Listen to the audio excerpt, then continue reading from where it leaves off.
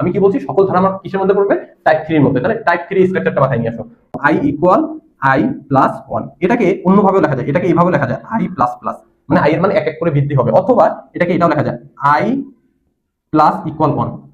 এই দুইটা লাইনের জন্য আমার কয়টা লাইন হবে, তিনটা লাইন। তাহলে আমার প্রথমটা কি, ভেরিয়েবল ডিক্লেয়ার করা। তাহলে এখানে ভেরিয়েবল কি দিব, দেখেন i এর মান প্রথমে কি করে, এখানে যায়, গিয়ে চেক করে i এর মান কি n এর থেকে ছোট, হ্যাঁ যদি ছোট হয় তাহলে এখান থেকে সে কোথায় আসে, ভিতরে আসে, ভিতরে এসে ক্যালকুলেশন করে, করার পর আবার সে কি বৃদ্ধি করে, বৃদ্ধি করার পর সেখানে আসে, এভাবে চলতেই থাকে চলতেই থাকে, এভাবে সে কাজ করে।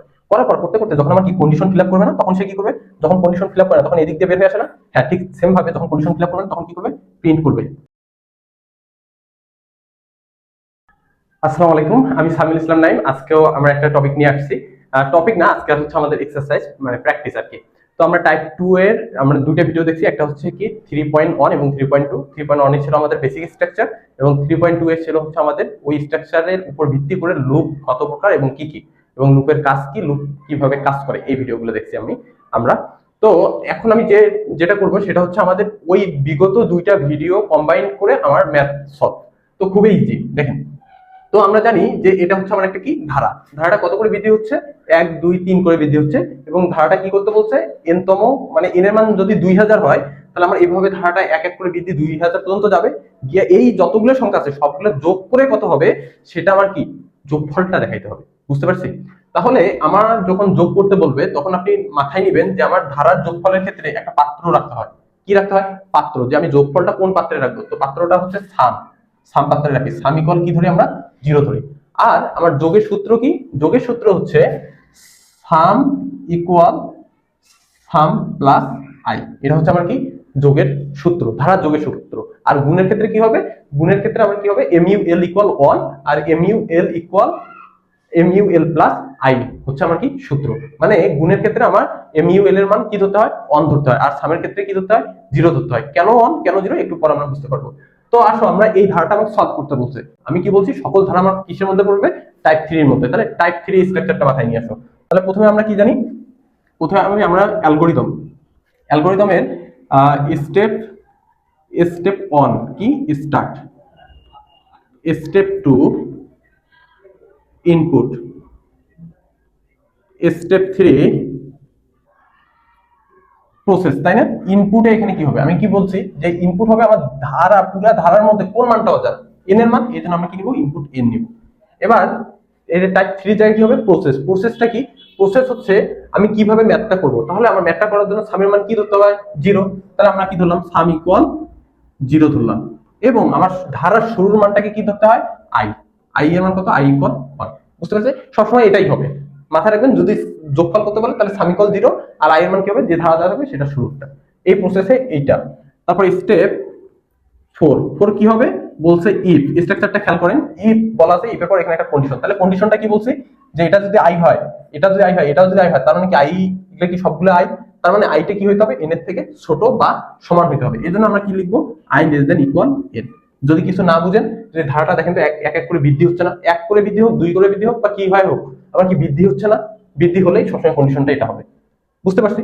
যদি এটা হয় তাহলে কি করব, গো টু স্টেপ 5, পরেরটাতে যাব। আর যদি না হয়, না হয় মানে কি এলস, এলস কি করব, গো টু স্টেপ 6 এ যাব, বুঝতে পারছি? তাহলে স্টেপ 5, স্টেপ 5 এ কি আছে, স্টেপ 5 এ আমার আবার প্রসেস দেওয়া আছে। এবার এখানে কি প্রসেস হবে, দেখেন আমার যদি n এর থেকে ছোট বা সমান হয় তখনই না আমরা যোগ করব, এর বাইরে কি যোগ করব। ধরেন আমি n এর মান ধরলাম 99, আমার যোগ করে 99 এর সমান বা তার ছোট পর্যন্ত আমি পাইছি, বা সমান পর্যন্ত পাইছি, আমি তো এই পর্যন্ত যোগ করব, বুঝতে পারছি? এখন ধরেন আমি বৃদ্ধি করার পর আমার হয়ে গেছে i এর মান 100 হয়ে গেছে, কত হয়েছে 100, কিন্তু আমার কি এই কন্ডিশনটা ফিল আপ করতেছে, i এর মান যদি 100 হয়, n এর মান কত দেওয়া আছে 99, 99 কি 100 থেকে ছোট না, কখনোই না, অবশ্যই কি বড়। তার মানে কি আমার ওটা যোগ করবে, যোগ করবে না। আর এটাই তো আমি চাই, আমি চাই হচ্ছে কি 1 থেকে 99 পর্যন্ত যোগ করতে। হ্যাঁ, যদি আমার এই কন্ডিশন ফিল আপ হয় তাহলে সে কি করবে, গো টু স্টেপ 5, 5 এসে সে কি করবে, যোগ করবে। আর যদি ফিল আপ না হয় তাহলে সে কোথায় যাবে, 6 এ গিয়ে এতক্ষণ যা প্রিন্ট করছে সেটা কি করে দেবে, প্রিন্ট করে দেবে। তাহলে আমরা কি করব, যদি এটা হয় তাহলে সে কি করবে, যোগ করবে, সাম ইকুয়াল সাম প্লাস আই, এটা হচ্ছে কি ধারার যোগের সূত্র। আর এটার সাথে আরেকটা কাজ করতে হবে, এন্ড এন্ড কি করব, আই এর মান বৃদ্ধি হচ্ছে কত করে, দেখেন তো আই কত করে বৃদ্ধি হচ্ছে। ধরেন আমি এটা আই ধরছি, আই এর মান কত 1, তাহলে আইটা বৃদ্ধি হচ্ছে কত করে, আমি কি বলছি, এটাও আই এটাও আই, তাহলে পরবর্তী আই কিভাবে পাবো। তাহলে এই শুরুর যে আইটা আছে, এই আই এর সাথে যোগ যদি আমি এক করি তাহলে কি আমি নতুন আইটা পাবো না? বুঝতে পারছি? আবার এই যে নতুন যে আইটা পাইলাম, আই এর মান কত 2, 2 এর সাথে এক যোগ করলে কি নতুন আরেকটা আই পাবো না? 3। এভাবে কি ধারাটা বাড়তেছে? তো এটাই আমরা বলবো আই ইকুয়াল আই প্লাস 1। এটাকে অন্যভাবেও লেখা যায়, এটাকে এইভাবে লেখা যায় আই প্লাস প্লাস, মানে আই এর মান এক এক করে বৃদ্ধি হবে, অথবা এটাকে এটাও লেখা যায় আই প্লাস ইকুয়াল 1। বুঝতে পারছি? ইচ্ছা আপনার যা ইচ্ছা তাই। এবার প্রসেস করার পর কি বলা আছে, গো টু স্টেপ 4। স্ট্রাকচারটা খেয়াল করেন, স্ট্রাকচারে সুন্দরভাবে লেখা আছে। কেন আমার 4 এ যাবে? এই দেখেন আমি যে আই এর মানে এক বৃদ্ধি করলাম, বৃদ্ধি করে এই যে এখানে যাবে, গিয়ে এখানে আমার কন্ডিশনে চেক করবে যে আই কে আসলে এন থেকে ছোট আছে কিনা। যদি ছোট থাকে তাহলে সে আবার এখানে এসে কি করবে, যোগ করবে। যোগ করে আবার আই এর মান এক বৃদ্ধি করে এখানে যাবে, গিয়ে আবার যদি দেখে যে ঠিক আছে তাহলে কি সে আবার এসে যোগ করবে। এভাবে চলতে থাকবে। যখন আমার কি ধরেন আমি কি বলছি আই এর মান আমার হয়ে বৃদ্ধি করে করে হয়ে গেছে 100, তখন কি করবে? আর এন এর মান কত ধরছি 99, তাহলে 100 আই এর মান কত 100 আর এন এর মান কত 99, তাহলে এটা কি কন্ডিশন ঠিক আছে? কন্ডিশন ভুল না? এই জন্য সে কোথায় যাবে, এলসে যাবে। এলসে গিয়ে কি করবে, গো টু স্টেপ 6। স্টেপ 6 এ এসে দেখেন তো এতক্ষণ যে আমি যোগ করে করে কোথায় রাখছি, এই সামের ভেতরে না, এটা সে কি করে দিবে, প্রিন্ট করে দিবে। তাহলে কি করবে, প্রিন্ট বা আউটপুট যে কোনো একটা দিলে হয়, প্রিন্ট সাম। তারপর স্টেপ 7 কি হবে, ইন্ট। বুঝতে পারছি? এতটুকুই, খুবই ইজি ভাই। জাস্ট একটু দেখেন, স্ট্রাকচার দেখবেন, মিলাবেন, হয়ে যাবে। আপনার মেন জায়গায় চেঞ্জ হবে, মেন কোথায় কোথায় চেঞ্জ হবে আমি বলে দেই। মেন চেঞ্জ হবে হচ্ছে এই যে এন এর জায়গায় এই যে আই এর মানটা, আর সামের ক্ষেত্রে 0 থাকবে। ধারাটা যদি ছোট থেকে বড় দিকে যায় তাহলে এটা থাকবে, আর যদি উল্টা দিকে হয় মানে বড় থেকে ছোটর দিকে যায় তাহলে শুধু এই চিহ্নটা হবে। বুঝতে পারছি? তারপর কি, এই যে এটা তো ফিক্সড, এটা ফিক্সড। যদি কোনো পাওয়ার টাওয়ার না থাকে তাহলে এটা সূত্র ফিক্সড। আর বৃদ্ধি যদি এক এক করে বৃদ্ধি হয় তাহলে এটাও ফিক্সড। আর যদি 2 করে বৃদ্ধি হয় তাহলে এখানে কি দিব, 2 দিব। একের জায়গায় এখানে কি দিব, 2 দিব। আর এটা শুধু এই যে আই প্লাস প্লাস, এটা শুধু এক এক করে বৃদ্ধির ক্ষেত্রেই ব্যবহার করা হয়। বুঝতে পারছি? এতটুকুই। এবার আমরা ফ্লোচার্টটা দেখি। ফ্লোচার্টটা কি, প্রথমে স্ট্রাকচারটা দেখেন, স্টার্ট, এটা কি ফ্লোচার্ট, স্টার্ট, তারপর কি ইনপুট, ইনপুট কি নিব, ইনপুট কি নিচ্ছি, এন। তারপর কি স্টেপ 3 প্রসেস, তাই না? প্রসেসের জন্য প্রসেস বক্স সামিকল কি ধরি, 0, আর আই এর মান কি ধরি, 1, শুরুর মানটা। তারপর কি কন্ডিশনে কি বলা আছে, if I less than equal N যদি হয় তাহলে সে কি করবে, হইলে ইয়েস, আর না হলে নো। আমি কি বলছি, ইয়েস মানে কি, ইয়েস কে এলস ধরবো, আর নো কে, না সরি, ইয়েস কে ইফ ধরবো আর নো কে এলস ধরবো, এলস। তাহলে দেখেন ইফে কি বলা আছে, ইফে কি বলা আছে, গো টু স্টেপ 5। তার মানে পাশে কি, পাশে এটা না, এই দুটো কাজ। এজন্য আমরা এখানে কি করব, ইয়েস এর সাইডে আমরা দুইটা কাজ করব। একটা হচ্ছে কি সাম সাম প্লাস আই, আবার এরকম একটা বক্স করে এই মানটা দিতে পারেন, অথবা এই বক্সের ভিতরেই দেওয়া যায়, সমস্যা নেই। I equal I plus 1। এবার এটা করার পর কি বলছে, গো টু স্টেপ 4। কোথায় যাবে, 4 এ। আমাদের স্ট্রাকচারটা খেয়াল করেন, স্ট্রাকচারটা যা আছে সব বসাই দিবেন। দেওয়ার পর কি, যখন আমার না হবে, না মানে কি এলস, এলসে কি বলছে, গো টু স্টেপ 6 মানে কি, 6 মানে প্রিন্ট। এজন্য আমরা কি নোট সাইডে কি লিখবো, প্রিন্টের জন্য এই চিহ্ন, তাহলে কি লিখবো, প্রিন্ট সাম, তারপর কি ইন্ট, শেষ। দেখেন তো আমার এটা জানা থাকলে এটা আমি করতে পারবো না? খুবই ইজি ভাই, খুবই ইজি, জাস্ট মনোযোগ দিয়ে দেখতে হবে। তারপর আমরা সি প্রোগ্রাম দেখি, মেইন জায়গায় চলে আসলাম, ঠিক আছে? এটা একটু কঠিন। তাহলে আমরা কি জানি, স্টার্টের জন্য হ্যাশ ইনক্লুড stdio.h, তারপর কি হবে, ইন্টিজার মেইন, মানে আমার সি প্রোগ্রামটা এই মেইন ফাংশন থেকে কি হবে, শুরু হবে। তারপর সেকেন্ড ব্র্যাকেট, তারপর আমার কি ইনপুট, এই দুইটা লাইনের জন্য আমার কয়টা লাইন হবে, 3টে লাইন। তাহলে আমার প্রথমটা কি, ভেরিয়েবল ডিক্লেয়ার করা। তাহলে এখানে ভেরিয়েবল কি দিব, নরমাল ভাবে আপনি বুঝেন, আইএনটি দিয়ে শিখবো। কি দিয়ে, আইএনটি। কেন, কারণ এই যে এন কি হবে, অবশ্যই পূর্ণ সংখ্যা, অথবা এই মানগুলি কি পূর্ণ সংখ্যা না, দেখেন তো। এই জন্য আমরা কি ধরবো, ইন ধরবো। ইন মানে কি, পূর্ণ সংখ্যা। আর কি ধরছি পাত্র হিসেবে, কি সাম আছে পাত্র, আই আছে পাত্র, আর কি এন পাত্র হিসেবে কাজ করতেছে, আর কি এর বাইরে কিছু আছে পাত্র হিসেবে যে কাজ করতেছে। পাত্র মানে কি, আমি এখানে কিছু রাখতেছি, বুঝছি? এই পাত্র মানে বর না, বর কোনে পাত্র পাত্রী না। তাহলে এখানে কি হবে, সাম ইকুয়াল কি 0 ধরছি, তারপর কি আই পাত্র, আরেকটা কি এন, শেষ সেমিকোলন। দেখেন আমার এই দুটা বাইরে কিছু আছে, এই যে এন সাম আর এটা। এই জন্য আমি কি বলছি, এখানে 3টে লাইন হবে এই দুটার উপর ভিত্তি করে।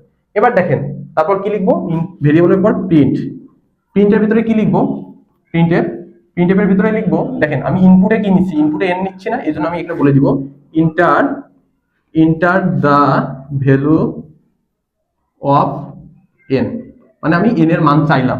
চাওয়ার পর কি করতে হয়, এটাকে স্ক্যান করতে হয়। এই জন্য কি দিব, এফ পার্সেন্ট ডি। কেন পার্সেন্ট ডি? কারণ আমি এন কে স্ক্যান করবো, এনটাকে কি ধরছি ইন্টিজার, ইন্টিজারকে স্ক্যান করার জন্য কি দিতে হয়? Percent D.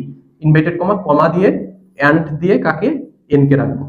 তারপর কি এখানে আমার হবে লুপ, তাই না? এবার কি লুপ দিয়ে করবো ভাই, তাই না? লুপ তো তিনটা। এখন আমার এখানে কি কিছু বলা আছে? না, বলা না থাকলে ইচ্ছা, তোমার ইচ্ছা মতো দাও। আমরা নর্মালি ফর লুপ দিয়ে করার ট্রাই করবো। তাহলে ফর দেই, লুপের নাম দিয়ে শুরু, তারপর কি দিতে হয়? শুরুর মান। শুরুর মান কি? Initialization I. আই এর মানটাকে কি ধরছি? আই ইকুয়াল অন, তারপর কি সেমিকোলন, তারপর কি হবে? কন্ডিশন। কন্ডিশন কি? এইটা। কন্ডিশন কোনটা? এইটা। তাহলে এটা দেই I less than equal N. তারপর কি? বৃদ্ধি। দেখেন তো বৃদ্ধি কোথায় দেওয়া আছে? এখানে। তাহলে এটা এখানে বসায় দেই আই প্লাস প্লাস। তারপর কি? Second bracket. সেকেন্ড ব্র্যাকেটের ভিতরে কি হবে? সূত্র হবে। এবার সূত্রটা কি? এই যে যোগের সূত্র, দেখতে পাচ্ছি, বা এই যে যোগের সূত্র। আর এটা তো আমরা এখানে দিয়ে দিছি, এখানে দিয়ে দিছি, তার মানে কি যোগের সূত্রটা বাকি আছে। তাহলে এখানে যোগের সূত্র সাম ইকুয়াল সাম প্লাস আই। বুঝতে পারছি? লাইন শেষে সেমিকোলন। আর দেখেন এই ফর লুপের শেষে কি আমরা সেমিকোলন দেইনি। বুঝতে পারছি? তারপর এখানে কি? Second bracket close.